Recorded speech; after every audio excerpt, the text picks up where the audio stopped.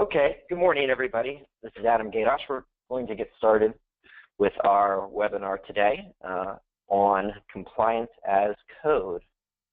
Thank you for attending, and we hope that you enjoy our presentation today. And please let us know if you have any questions, which you can do through the interface, and we'll address as many as we can at the end of the webinar and follow up with everybody via email for any questions we run out of time addressing. So let me start by introducing myself.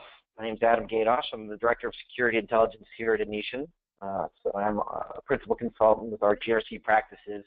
I do a lot of work with PCI and AWS in compliance specifically, and worked with the AWS ProServe team to help develop some PCI rule sets for the AWS config service that we're going to talk about as part of today's presentation.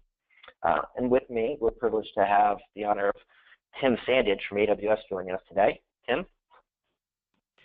Yeah, thanks, Adam. So, yeah, my name is Tim Sandage. I'm a Senior Security Partner Strategist for AWS. And what that means is I have responsibility for supporting customers and partners in creating secure and compliant workloads in the cloud and really working with our partners to build out capabilities such as compliance as code that Anitian has been working on. So thank you, Adam. Sure. Yeah, I really appreciate you taking the time to join us today. So just a little bit about Anitian, our vision and mission statements here, and that why we believe security is so fundamental to really prosperity of businesses and people, and how we try to do that by building great security leaders and programs and tools and some of these educational initiatives like we'll be discussing here today. And through that work, we've had the privilege of working with some great companies through the years. Here are just a few, of course. So a little bit about Anitian. We have 5 core practices that you can see here.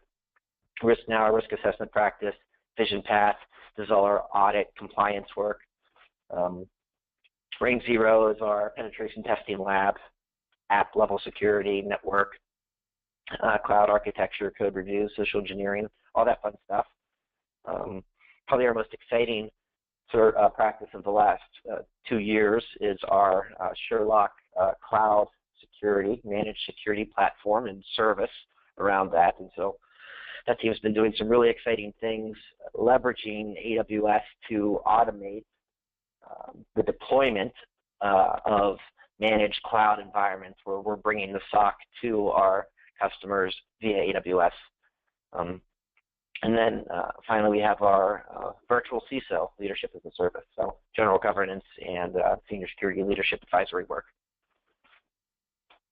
So a little bit about the presentation, what we're going to discuss here today. So we're going to be talking about compliance as a code, which is a very broad topic and probably means different things to different people. So we're going to provide you a basic overview of it from our perspective, and as will be discussed in this presentation, focusing on leveraging the services and resources within AWS to automate your compliance efforts. And then we're going to talk about some specific strategies around doing so. So we'll give you an overview. We're going to talk about the services and strategies, and then wrap up with final thoughts. So we'll start with the what and the why and how of compliance as a code, which we'll be referring to as CAC throughout this presentation here. So really, quite simply, what compliance as code is using programmatic means to automate the implementation of your compliance program. What's really exciting about it is that using the resources within AWS, you can integrate compliance as code across the entire compliance lifecycle, from the initial design and implementation to validate the implementation, as well as the ongoing maintenance of your controls. You can use it to potentially remediate findings through various event-driven mechanisms, monitoring compliance status, integrating this into your CI/CD, so that you have real-time validation of any changes, and then reporting of compliance status. So it's really using that code base to drive all of these compliance efforts across the program. And so when we talk about compliance, I just would like to clarify a little bit about what we mean, and that we're talking about measuring against specific benchmarks, defined requirements, in this case, for security. These are often, of course, derived from regulatory standards. One of the things we'll talk about here in regards to the rules that I helped the AWS Pro Serve team develop is the PCI-DSS, which has extremely specific prescriptive requirements. And so we talk about compliance, obviously in the general sense we're talking about complying with the standard, but in the context of compliance as code, we're boiling that down to translating those specific regulatory requirements or internal governance requirements into specific rules that you can then validate a given resource against to determine if it's compliant with the condition that you're testing against. So why would you do this is the question, particularly for those that are approaching this from the GRC side that maybe don't do much in the way of software development or coding, and hear the idea, roll their eyes and think, why would we add the unnecessary complexity of software development into the already complex problem of building, maintaining, validating compliance? Well, the primary reason is that compliance right now is highly dependent on manual processes by humans, and quite simply, it's just too error prone as a result of that dependency. And so by using programmatic means, it enables a high degree of precision and more importantly, repeatability of the compliance initiative that you're undertaking programmatically, be that the implementation or the validation or the reporting. That's particularly of use when you talk about cloud environments due to the inherent bias towards scalability that many people rely on when they're deploying workloads in the cloud in the first place. So to be able to write it once and have that scale across multiple VPCs or accounts and have it be standardized and repeatable programmatically, that's hugely valuable. And so in doing so, it really reduces that total effort. Anytime you can automate, of course, versus manual control, implementation, validation, you're reducing the total level of effort. Some of the things we're going to talk about here, such as security by design, really helps you integrate compliance into just the everyday practices of the business. And where that's really useful is that for those of you on the compliance side are probably aware of the fact that you're often a bit of a knowledge silo when it comes to regulatory requirements. And so by being able to translate these programmatically to rules that you can roll out to your DevOps teams, it really bakes in that compliance into their existing software development lifecycle, makes it much more seamless. We'll talk a little bit more about some strategies around that. Integration with CI/CD. And I think probably something that is a little bit underappreciated now in what is arguably the early days of this concept is how much this can really simplify the burden of audit. So being a QSA for PCI for going on 10 years now, I've certainly seen the duress that certain organizations face in preparing for an audit, not really knowing if they're ready, not having a great way to validate that. They're not sure necessarily if they understand the requirements. They're not sure if, even if they do understand them, if they're validating them as part of their readiness work appropriately. And they're not really sure what the auditor is going to look for and ask for, and how to provide that evidence to the auditor when the auditor comes on site. And so being able to use compliance as code to prepare for the audit, to validate that your workloads are compliant, and then to be able to generate evidence that you can present to the auditor can really expedite this whole process and alleviate a lot of the stress that goes along with it. Particularly if you're working with an auditor who understands your strategy, which is part of what we're trying to do here from a educational perspective, is evangelize this to the audit community as much as to the enterprises that can leverage this to use compliance as code for regulatory compliance.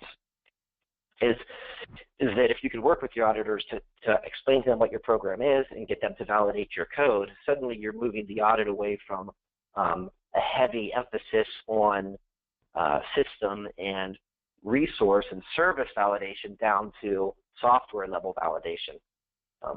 And it could really centralize and simplify and expedite the entire audit process, and again, makes it very standardized and repeatable. And so these are some of the key areas that we're seeing a lot of buy-in and momentum behind the concept of compliance as code. And so how do you implement it? So we're going to drill down on some of these obviously throughout this presentation, but just some of the core tenets here is automation really is the cornerstone of what we're talking about here. The great thing about AWS is how consumable all of the resources are through APIs. And so since you can interact with everything through an API, that opens the door wide to be able to implement compliance as code, to query and consume and modify anything that you need to align with the rules that you design for a compliance requirement. So automation is really the key here. And then some of the strategies and the ways that you would do that is security by design is a very integral part of this. Tim is going to speak about this a little bit more in a moment, but making support for compliance as code a critical aspect, primary design consideration when you're designing your architecture. And then the cloud adoption framework by AWS is also something that is useful for running compliance as code. They have 6 different perspectives or focus areas that are a good way to holistically look at a security program to make sure you're meeting the requirements of all stakeholders, not just security. And the security perspective in particular has some insights that we have some rules that were developed for config that we'll talk about later that you can test against, amongst some other config rules, such as PCI and the CIS benchmarks. So let's drill down on this a little bit, and we'll start with Tim, if you can give us an overview of traditional versus cloud governance and security by design. Thanks, Adam. Yeah, so one of the key things that we really worked with our partners such as Anitian and other solution providers and so forth is really trying to dissect, okay, what is traditional governance, that we're all used to, obviously the subset of a corporate governance process, really based on standards, policies, procedures, and so forth. And the reality is that, some of those elements still work within the cloud, but the other side of it is that there's also a lot of advantages to moving to a more cloud focused or a cloud integrated governance model, really because the essence is, because of API communication and technology in the cloud, you can actually advance your governance alignment, really leveraging what I kind of call that 80-20 or empowering that 80-20, whereas most frameworks in the cloud or on traditional on-premise deployments, only about 20% can really be implemented with technology, whereas if you move to a cloud governance model, you can actually increase that rate, sometimes 30, 40, 50, 60%. The other piece too that you've got to think about in the cloud and cloud governance is it's a shared responsibility, because the other leverage point by somebody moving their workloads to the clouds from a compliance or compliance as code standpoint is you inherit a lot of security and compliance related controls, really related to data center maintenance, environmental, and those types of pieces. But then there's also shared responsibility or shared controls that the cloud service provider, such as AWS, does on behalf of a customer, that says, okay, we're doing identity and access management below the hypervisor, which inevitably becomes a shared asset or a capability, even though the customer implements identity and access management within their customer account, you've got that end-to-end governance piece that you can leverage within that. But then, as Adam already started pointing out, the key to cloud governance is automation. I mean, really to have success in cloud governance is figuring out how to automate some of those traditional risk treatments that we do in an on-prem environment. Also, the other piece too that really becomes important, and I'll talk about this here in a minute on the next slide, is we've got to be able to find a way to support our CI/CD lifecycle that's very, very prevalent in a DevOps environment, which is also very aligned with cloud deployments. And so those are the pieces that, automation really helps to be in front of that CI/CD lifecycle. And so the big piece, though, is really deciding, okay, how do I do and define my pre-cloud decision-making process? What are the pieces that I need to make sure that I have in place, whether it's, solutions and services from the cloud provider, partner solutions and services, and then how do I make sure that I automate and align my policies and my frameworks so that, because in a lot of cases you're going to see that you're still going to have on-premise workloads along with in-cloud workloads, and so you've got to define what does that look like, because ultimately you're trying to get to a continuous risk treatment capability. The idea in the cloud is that there's a lot of organizations and a lot of different security frameworks that talk about continuous monitoring, and those are great, and in some cases they do have active treatments. But when you move to the cloud, you actually have to have active treatments that continually maintain a security and compliance capability inside, as a lot of people talk about, guardrails or swim lanes or whatever the case may be. The concept around continuous risk treatment is you're maintaining those guardrails as you go through that DevOps lifecycle. So with that, Adam, can you go to the next slide, please? So one of the things that we created a few years ago in AWS was really this concept, and it was really the answer to what does an organization or a customer or a partner need to do to really get in front of the DevOps lifecycle or the agile deployment capabilities that we see that happens very frequently in a cloud customer account. Because the issue became, we had a lot of great organizations building really cool and impressive applications and services and solutions in the cloud, but then all of a sudden a regulatory element popped up, or somebody said, hey, we've got to get you through PCI, or we've got to take this, this application or process through, HIPAA compliance, or, pick a flavor. There was multiple different rationales. So really we designed this concept of really how do you start identifying the AWS services and solutions and resources that can actually help define a secure by design capability before you move and deploy into the cloud. So you're really building out, kind of predefining what your aspirational build would look like, and you're making sure that you identify the resources that you need and the controls that you need to adhere to. Because part of this process, as we'll dig deeper, is you've got to look at a lot of organizations and customers have multiple security frameworks that they have to adhere to. So the other idea is, how do I create a compliance as code or a security as code deployment capability that hits the high mark in all of my verticals that I care about, so that you have some repeatability and some capability to really cover those pieces. So that was really the concept, but this is really the strategy piece of what do I do building out my compliance as code capability, is really how do I design security into my approach strategy. So with that, next slide, Adam, please. Kind of digging a little bit more into that is we really got to identify what are the design principles, because really what we're ultimately talking about as compliance as code is we're leveraging this idea of infrastructure as code. But we've got to kind of step back and say, okay, well, what do I have to do to make sure that I build security in every layer? I've got to look at my identity and access management. I got to look at my logging and monitoring. I got to look at how I harden my, my operating systems, or in this case, Amazon machine images. Can I procure hardened Amazon machine images? As Adam will talk about later. What are the things that are there that I can actually build security into every layer?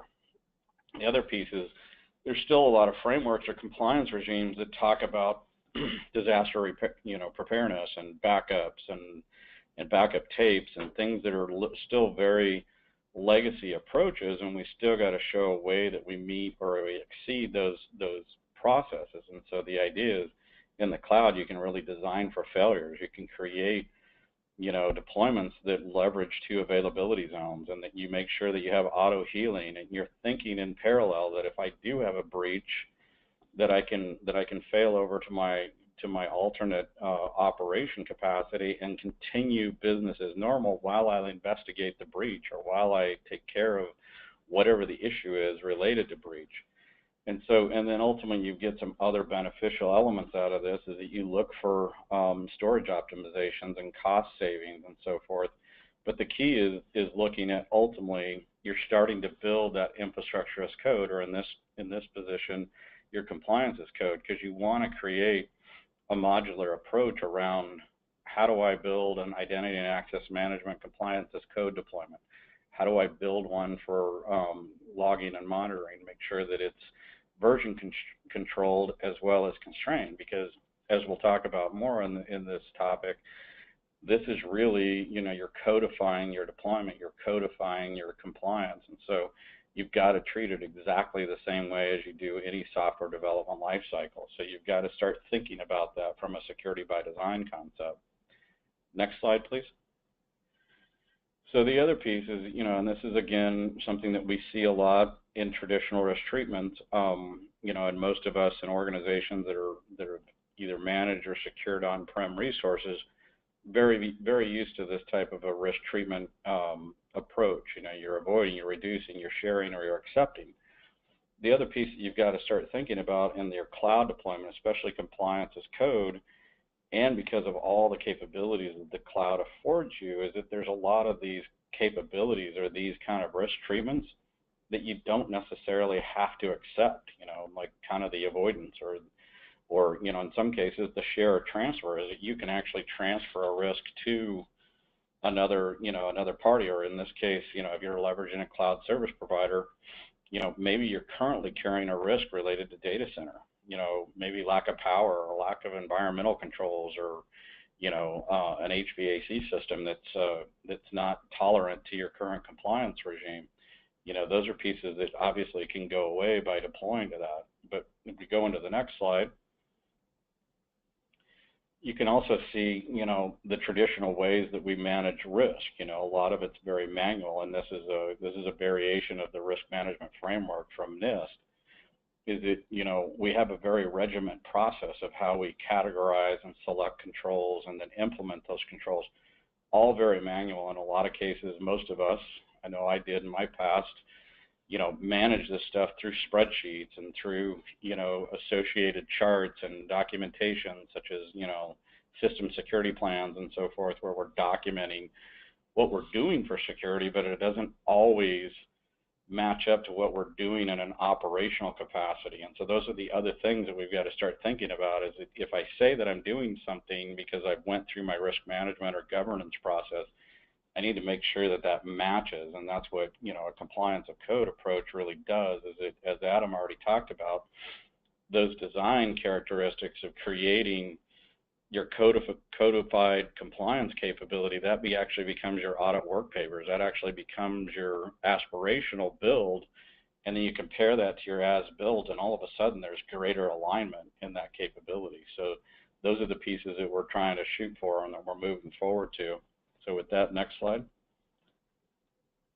So as I already talked about briefly, the continuous risk treatment concept, this is kind of our take on continuous monitoring, because as I've been frustrated myself in my career over the years of hearing about continuous monitoring, whether it's in the NIST frameworks or it's in the PCI frameworks and so forth, sure, there's some treatment elements associated to that continuous monitoring element, but in my mind, it's really a passive concept to some degree, or at least it creates passive approaches of, oh yeah, a control failure, so I'll put it on a risk treatment plan, or I'll put it on a plan of action and milestone, and I'll deal with it 6 months, 8 months, 12 months from now. Well, in the cloud, especially because you're now overlaying compliance as code in a CI and CD lifecycle, so continuous integration, continuous delivery, all of a sudden running a continuous monitoring or putting something in a risk treatment plan or a plan of action and milestone document, it may not be relevant within 24 hours of documenting that. So you putting something in as a risk treatment to treat, down the line, 5, 6, 7 months down the line, your operational capacity in a DevOps environment may have already changed to the point that that's no longer a risk, but some other risk has been created. So that's where this becomes really paramount in this program of making sure that you do an overlay of continuous risk treatment.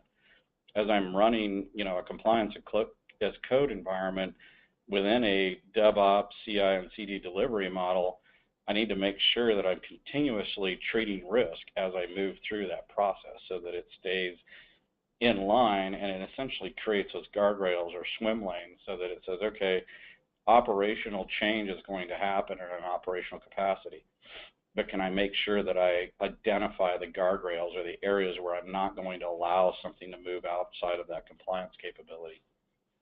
Next slide, please. So this is another element that we've put together and that we've been working on with quite a few of our customers and consulting and technology partners, is the other piece around this. And as I talked about, how do we take legacy governance or technology governance and how do we modernize it? We've already looked at the risk management framework previously. We've looked at how we manage and control risk in an active environment. But this is something that really goes as a subset to our security by design. Security by design is really the strategic approach of how we start doing our pre-cloud deployments.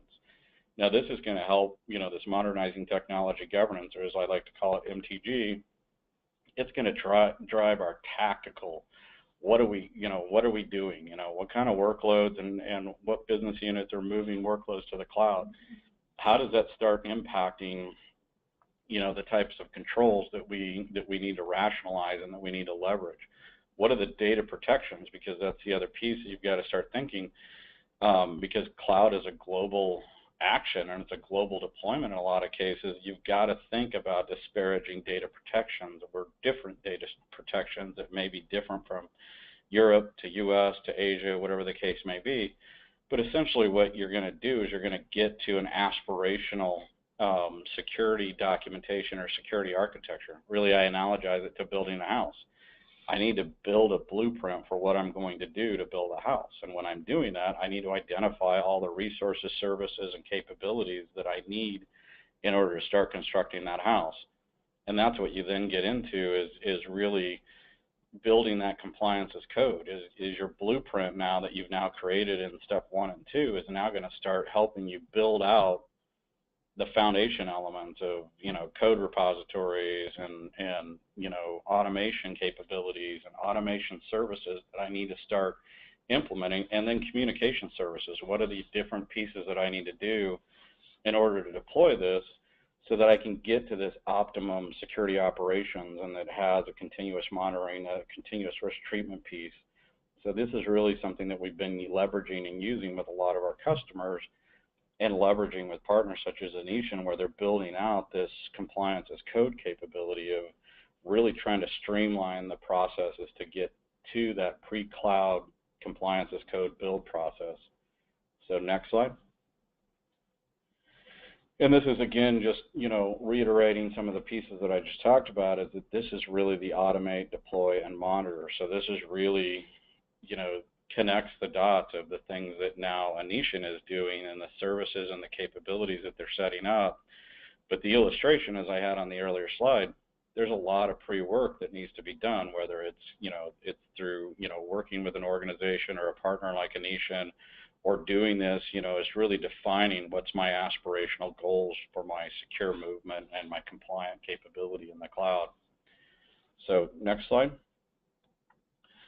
And really that gets us to this optimum cloud risk treatments and governance capability. As you can see, this is a similar chart that we looked at in our traditional risk management framework, but this is really risk treatment and governance in the cloud, because this really talks about starting at that initial piece of, hey, what are my resource provisionings? What are the things that I need to automate of my infrastructure?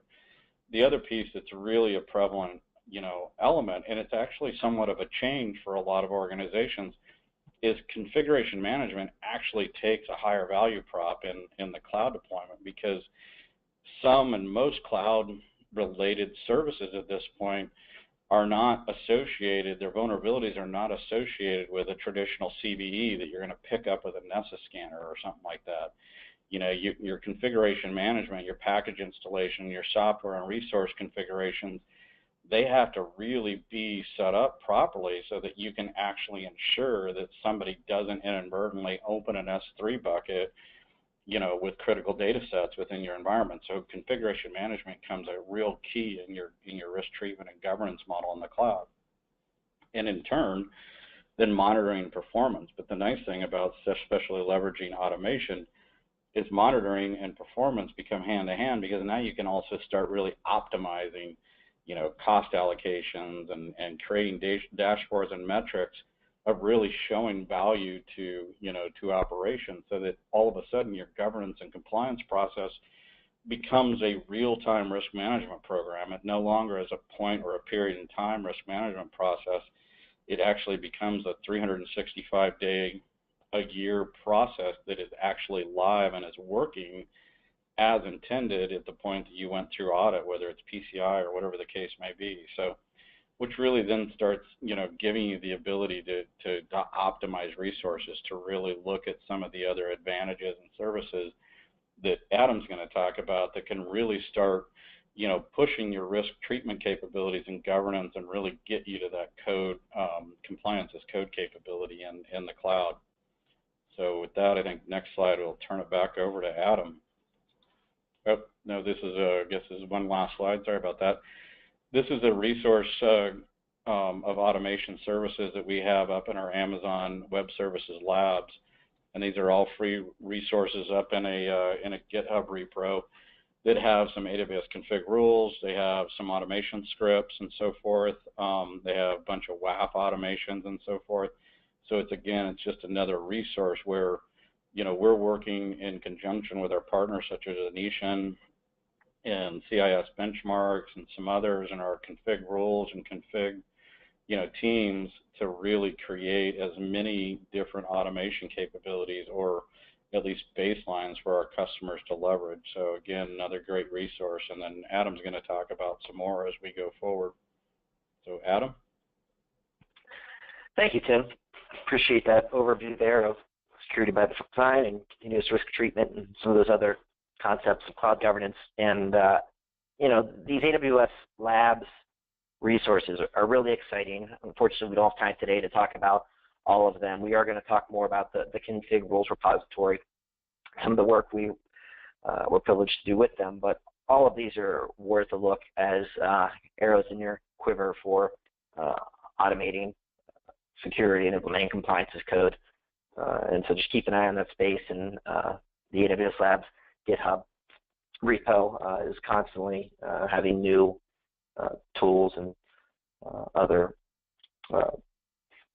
code deployed, Lambda functions, et cetera, that you can use to attack some of these strategies. So next, I'm going to give an overview of some of the core AWS services that support compliance as code. This is by no means an exhaustive list. It's just a few of the ones that we wanted to touch on today, just to give you that foundational approach of how to integrate some of these concepts into your own environment. So we kind of divide them up into three buckets here, kind of some core automation services, which you'll notice in EC2 console. Most of these are either listed as compute services such as Lambda or some type of management service. But for the context of this, we're viewing these as automation enablers. Obviously, some of the SDLC development tools themselves are really important to some of the concepts Tim was talking about, and then the actual services that provide some security mechanism. And we're going to touch on some of those as well, including some of the newest ones that we're really excited about, these capabilities. So we'll talk about some of the automation services here at a very high level. The services themselves, of course, are not the focus of this presentation. It's really just to kind of give you that roadmap of what resources available and what functions these might perform in the overall compliance as code framework. So Lambda is really the glue to a lot of what we're talking about. This is that event-driven, serverless computing service that you can use to trigger a wide range of the various concepts we're talking about. So it's really, when you talk about the API event-driven type of security initiatives, Lambda is really the keystone to all of that. If we, as far as, I think of it as the compliance as code orchestration service. If you talk about CloudFormation here, this is your infrastructure as code, quite simply.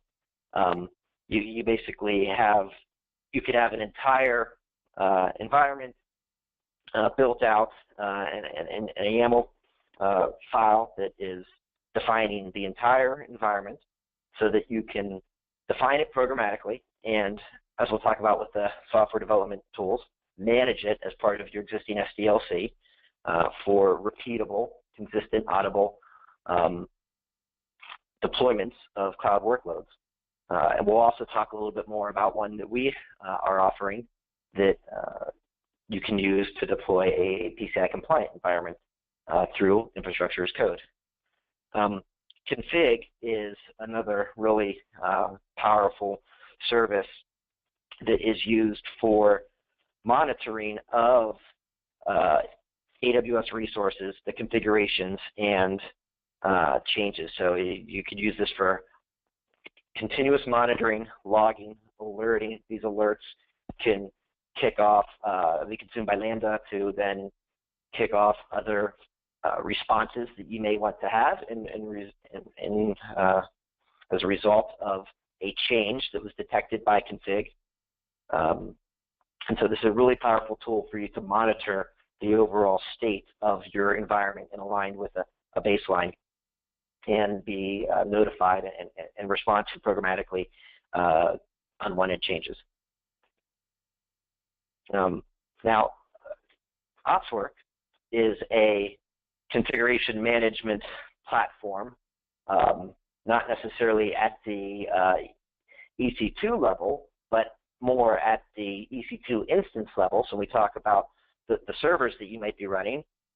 This is how you could instantiate common configuration management tools such as Chef and Puppet, so that you have defined configurations of all of your EC2 instances that you can then be deploying out and you can be testing against and detect if somebody has deviated the configuration of, say, a Linux server against the baseline that you've defined through a Chef recipe, for example, via OpsWork.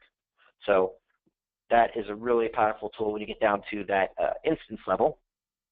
And then Systems Manager is a little bit more of a high-level management tool that also supports automation. It's really great for helping to inventory your environments, particularly for large dynamic environments. It gives you that central pane of glass for providing an overview of the state of compliance and what your environment looks like from an inventory perspective, and it supports automation as well.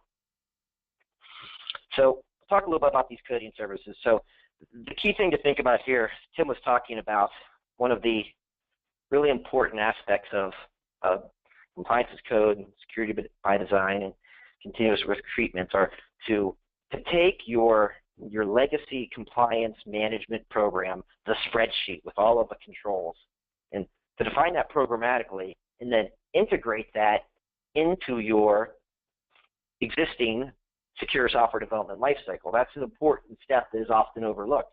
It's one thing to have these CloudFormation templates and these Chef recipes and these config rules and all these other supporting services for compliance as code, but if you're not managing those the same way that you are your actual application source code, then you're really not fully embracing this concept to the maximum of its capabilities, particularly when we talk about data integrity and traceability from an audit perspective to be able to demonstrate the version control and the change control of your compliance as code source code. So some of the key services here that AWS offers in support of this are the code pipeline for CI/CD, which you can integrate some of these various automation and security checks. We'll talk about some of those tools a little bit later, right in through code pipeline, code build to actually be able to produce your source code for deployment. Code deploy itself, of course, which does that for you. And then code star, which is a very quick way, an easy way to develop and build and deploy applications within AWS. So these are just some of the cool tools that AWS provides for cloud DevOps to support CI/CD, within which you could integrate these other services from an automation and security perspective to ensure that you can validate the integrity of all of your compliance as code. So some of the security services we're going to touch on, again, not a comprehensive list of all of the various security services and resources within AWS, but just a few key ones to be aware of here, some of which we'll drill down a little further on. So CloudWatch is a service that is provided by AWS for monitoring services and logs.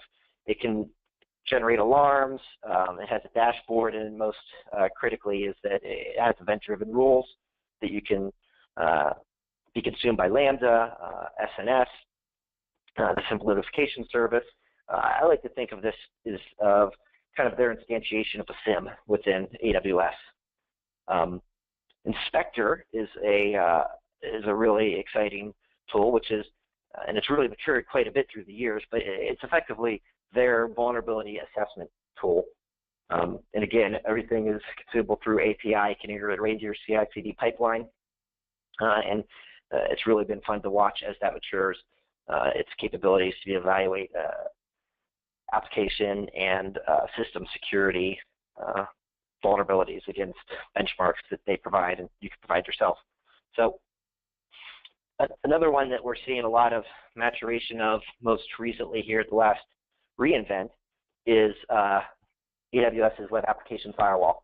So it's a core WAF engine, of course, which provides all of the functionality that you would expect from any other type of web application firewall. It also integrates with Shield, their anti-distributed denial of service service, if you would like to, but you don't necessarily have to. And then there's the really exciting, to me, new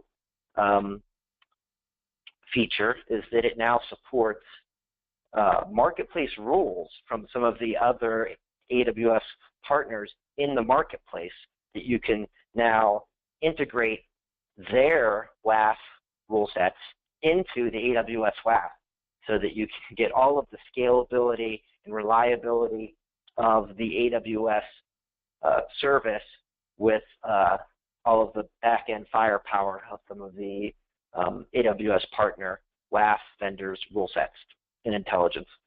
So that's a really exciting development there.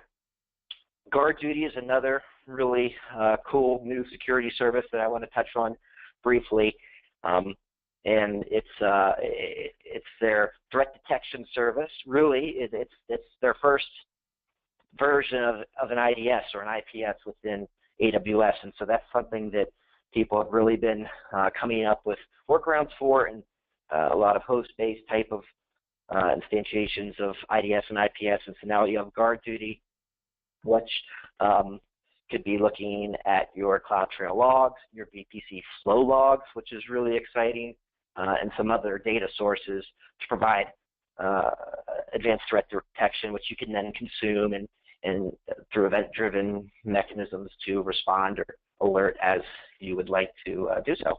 And so I'll talk about that one just a little bit more in a moment. But before I do, I want to talk about Macy, which is another relatively new service.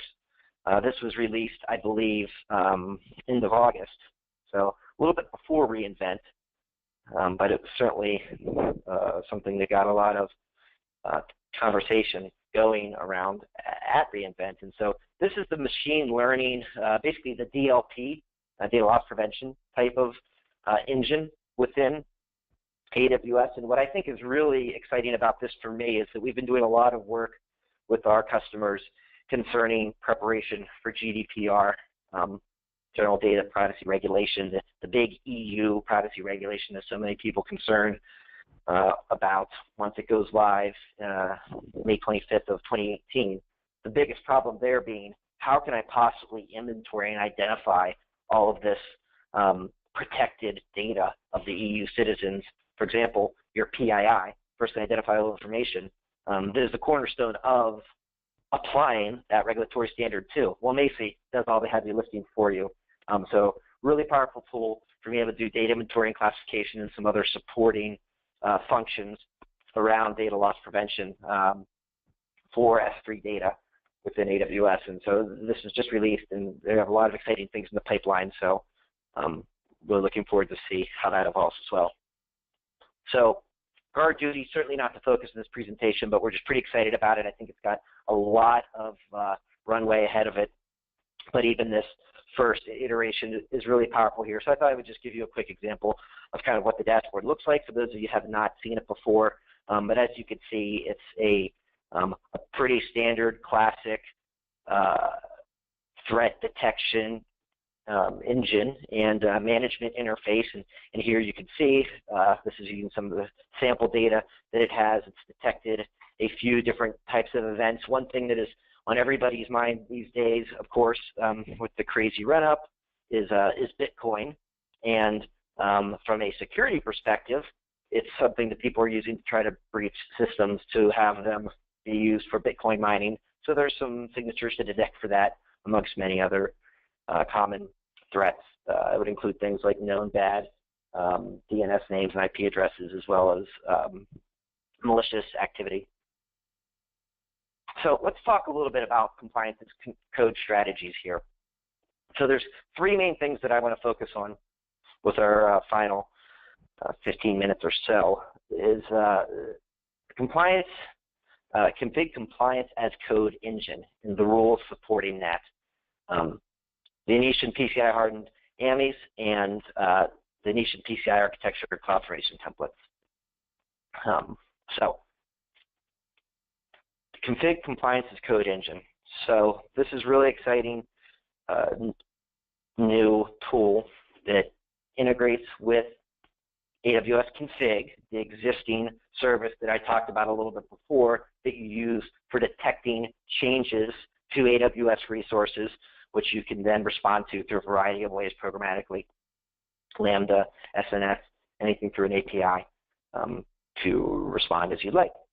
This takes it to the next level by giving you an engine that allows you to manage rules to determine if your AWS resources are compliant with what you've defined in those rules. And it comes with a bunch of managed rules, which we'll talk about in a bit, some of which we help develop. And what's really cool about it, it's designed for multi-account environments. And so the idea here is that you have a compliance account that you deployed the code engine in, and then you give that rights to the different other application accounts that you're going to be monitoring against. And so that you then have that single pane of glass for the compliance account to validate the compliance of the other accounts that you're monitoring against the different rules that you deploy and assign to those various accounts. So the initial rule sets that are provided in the base engine, they test against either the AWS CAP security epics that we talked about a little bit before, or what we're particularly excited about is the a baseline initial PCI rule set that we helped the ProServe team and the config team at AWS develop to map against PCI. The code engine uses DynamoDB to store the results, and it also includes an analytics component that allows you to extract that data and view it in tools such as Amazon QuickSight so that you have visualizations there, and you start to get into having a full compliance dashboard baked right into your AWS compliance account environment. We don't have time to get into all of that today, so stay tuned. We'll probably follow up with the blog with a deep dive on what the quick site visualizations compliance dashboards look like, but I will talk a little bit more about the dashboards as they look like within config, which are included too. But first, let me talk about these managed roles that are also released by AWS Labs. These are, there's 70 plus of these. You can see we talked earlier about some of the automation resources. There's the URL to the AWS Labs GitHub repo where all of these things live. Here's 70 plus rules that they built against industry security standards to check your AWS resources against, which you can then run through AWS config. The PCI rules are in there. We started with the top 7. We just built these out before reInvent, so this is just your initial baseline. The next phase is we're going to work to map out all of the other rules that AWS supports that don't exist yet, and then working internally with the AWS ProServe team and with the community, since this is a community effort, to develop the rest of the PCI rules so that you can have a comprehensive validation of all compliance that could be requirements that you can check for programmatically within AWS. Something that is really going to hopefully expedite the adoption and the development of additional rules by the community for PCI and the other standards that we have in the pipeline, such as HIPAA, GDPR, ISO, et cetera, is there's a new IDE. Again, we don't have time to get into that today, but ran some workshops at reInvent this past November, and roughly by a factor of 5-fold increase in the amount of time, or I guess decrease, 5-fold decrease in the amount of time that it takes to develop config rules using this new IDE. So definitely a really powerful, exciting tool there. So here's a little bit of a overview of what this looks like. You can see the dashboard. On our right, we see the rule compliance versus resource compliance. Down here, we can see some of the actual rules and the resources that were found to be not compliant, unencrypted EBS volumes. You see S3 buckets that do not require SSL requests, RDS storage encrypted, status reporting not necessarily working. You could drill down on the rules here and see the different rules that we're testing against. These are the PCI ones that we're looking at here. You can see some of them are compliant and some of them are not. If you go to the resource inventory, you could select by compliance status and see each of the resources in the account that you're monitoring, a summary of whether or not they're compliant with any number of rules. If you go into drill down on a specific rule, you can see the history of its validation and evaluation of the rule. Here is just an example of some of the rules within the code itself, just a summary of the 7 that we started with so far here for PCI. This is again available in GitHub. We expect there to be many more so far in the future. Focusing on some of the common errors that we see, some of the headline risks, public read, S3 buckets, right? You know, there's a lot of problems there. They made some changes to the S3 interface, so by default, they're not public, and the dashboard shows you if they are. So AWS has really taken some great steps to help mitigate this configuration error, but our rules check for it as well as some of these other common issues.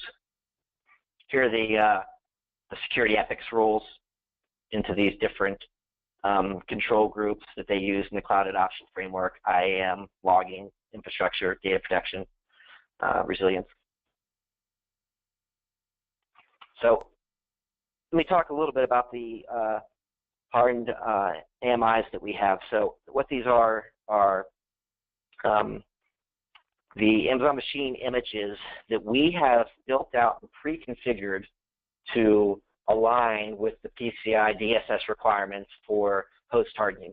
And so we have two basic flavors of each of the different server OSs that you can deploy as EC2 instances, just the base server and then the web server version.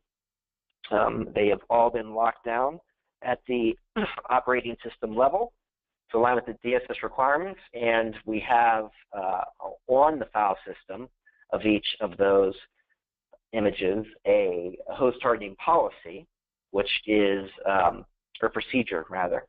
The host targeting procedure, which is required by PCI. It documents everything that had been performed to lock these systems down, and also provides placeholders for some of the other system level security requirements of the DSS that would be unique to a environment, so that you have that as a roadmap for ensuring all of the different aspects of system security, not just requirement 2, which is the host targeting requirement that these address. But what's really great about these is you can now instantiate these programmatically through CloudFormation. Talk about that in a moment, to have not only PCI compliant infrastructure as code, but also server as code. So the CloudFormation templates, this is our newest initiative. We're really excited about this. What we have is we used CloudFormation to develop templates to automatically deploy a PCI compliant environment for you. And so it's modeled after the dedicated, that is the standalone reference architecture in the DSS workbook that we wrote for AWS. The third year is under legal review and should be published sometime shortly. But the architectures are the same as the currently available one from last year. And so it deploys an e-commerce website, hosts a dedicated AWS account in a single private network. This should be available any day now in the AWS Marketplace. And there's the link to our seller's ID. So here's a diagram of what this looks like. It's a really simple, straightforward, standalone web server, your classic e-commerce PCI environment type of workload. You've got your navy blue is your CDE, and then you've got your teal color there is your connected management network. So you've got your basic jump box, your web server, and a DMZ. You've got the Amazon RDS as a instead of standing up your own database for the back end, and then you've got your app server for your app tier. And so I just wanted to underscore how easy CloudFormation makes it to deploy these type of architectures. You simply go into CloudFormation, you select your template. There's a few basic parameters that you need to provide, the IP addresses that you're going to access it for, the availability zone, the key pair you'll need, size your instances. This automatically uses our hardened AMIs. So not only are you able to deploy a compliant architecture as code, but it's pulling for you those compliant, secure, lockdown EC2 instances as well. So you've got the infrastructure side and the server side all in one shot. You simply hit build, it goes through its deployment, and then as you see down below, you have your servers, your instances there with all the information you need to know about them. So final thoughts here is it's really important to be integrated security by design when architecting your environment for compliance as code. Kim talked a lot about how critical it is to think about this in the initial design phases, to map out what your requirements are going to look like, to make sure that you're baking this into your SDLC and you're not just bolting it on afterwards. That way you could automate the implementation, validation, monitoring across the board. You look for every opportunity to automate and simplify. And again, that gives you that repeatability that by integrating this into your CI/CD, you have total configuration management, you have the version control, you have the integrity of the source code for your infrastructure's code, your continuous risk treatments that you've deployed, and the compliance as code overall, your ability to generate the supporting audit artifacts. And just the last thing I would say, this really is kind of the DevOps mantra here, and the DevOps security mantra is publish and iterate. there's some complicated concepts here. Don't let perfection be the enemy of good. Get started. You can always integrate more automations in the future. You may not have everything fully automated in V1. That's okay. It's going to be a lot better than spreadsheets you're working with today. V2 will be that much more automated. So with that, we are at the end of our presentation. We'll address all the questions that were provided offline. We'll email you responses. We hope everyone got a good overview of what compliance with code looks like. We really appreciate your time today. Tim Sandage from AWS, thank you again so much for your participation in today's event. You're welcome. Thank you for inviting me. And if you have nothing else to add, we can let everyone go. No, great job. We'll talk to you. Thanks, everybody. Thank you all. Take care.